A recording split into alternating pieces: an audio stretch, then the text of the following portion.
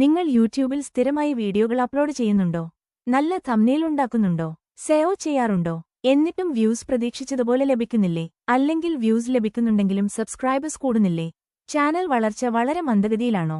അങ്ങനെയാണെങ്കിൽ ഇന്ന് പറയാൻ പോകുന്ന ഒരു മെട്രിക് നിങ്ങളുടെ ചാനലിന്റെ വളർച്ചയെ പൂർണ്ണമായും മാറ്റിമറിച്ചേക്കാം.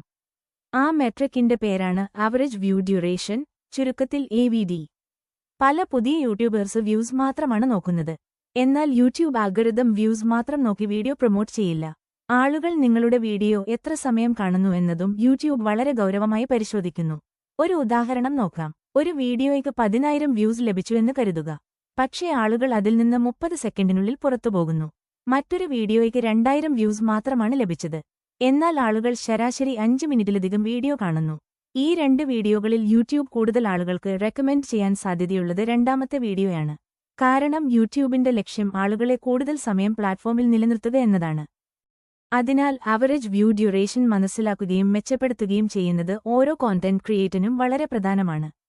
ഈ വീഡിയോയിൽ നമ്മൾ വിശദമായി പഠിക്കാൻ പോകുന്നത് ആവറേജ് വ്യൂ ഡ്യൂറേഷൻ എന്താണ്, അത് എങ്ങനെ കാൽക്കുലേറ്റ് ചെയ്യാം, യൂട്യൂബ് സ്റ്റുഡിയോയിൽ എവിടെ കാണാം, നല്ല ആവറേജ് വ്യൂ ഡ്യൂറേഷൻ എത്ര വേണം, ആവറേജ് വ്യൂ ഡ്യൂറേഷൻ കുറയാൻ കാരണമെന്താണ്, അത് എങ്ങനെ വർദ്ധിപ്പിക്കാം, വാച്ച് ടൈമും ഓഡിയൻസ് റിറ്റൻഷനും തമ്മിലുള്ള ബന്ധമെന്താണ്, 4000 വാച്ച് അവേഴ്സ് വേഗത്തിൽ നേടാൻ ഇത് എങ്ങനെ സഹായിക്കും.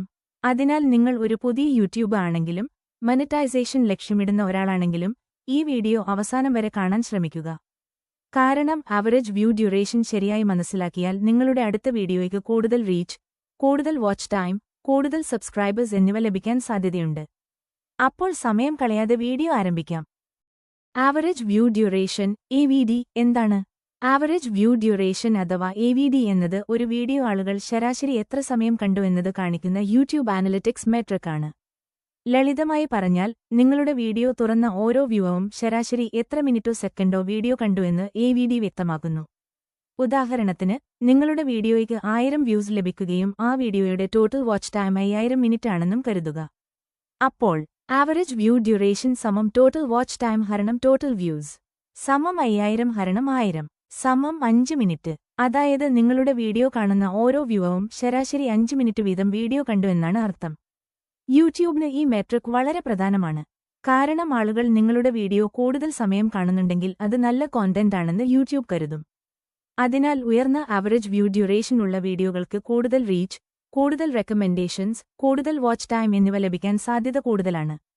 അതേസമയം AVD വളരെ കുറവാണെങ്കിൽ ആളുകൾ വീഡിയോ വേഗത്തിൽ വിട്ടുപോകുന്നു എന്നാണ് യൂട്യൂബ് മനസ്സിലാക്കുന്നത്. അത്തരം സാഹചര്യത്തിൽ വീഡിയോയുടെ റീച്ച് കുറയാനും സാധ്യതയുണ്ട്. അതുകൊണ്ട് വ്യൂസ് മാത്രം ശ്രദ്ധിക്കുന്നതിന് പകരം ആവറേജ് വ്യൂ ഡ്യൂറേഷനും നിരന്തരം പരിശോധിക്കുകയും മെച്ചപ്പെടുത്തുകയും ചെയ്യേണ്ടത് എല്ലാ യൂട്യൂബേഴ്സിന്റെയും പ്രധാന ഉത്തരവാദിത്വമാണ്. നിങ്ങളുടെ വീഡിയോ ആളുകൾ ആകെ എത്ര സമയം കണ്ടു എന്നതാണ് വാച്ച് ടൈം. ഉദാഹരണത്തിന്, ഒരു വീഡിയോ 100 പേർ 10 മിനിറ്റ് വീതം കണ്ടാൽ വാച്ച് ടൈം സമം 1000 മിനിറ്റ്. അതായത് എല്ലാ വ്യൂവും ചേർന്ന് ചെലവഴിച്ച ആകെ സമയമാണ് watch time.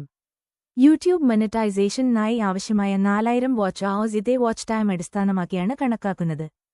Average view duration എന്താണ്? ആവറേജ് വ്യൂ ഡ്യൂറേഷൻ അഥവാ AVD എന്നത് ഒരു വ്യൂവർ ശരാശരി എത്ര സമയം വീഡിയോ കണ്ടു എന്നതാണ്.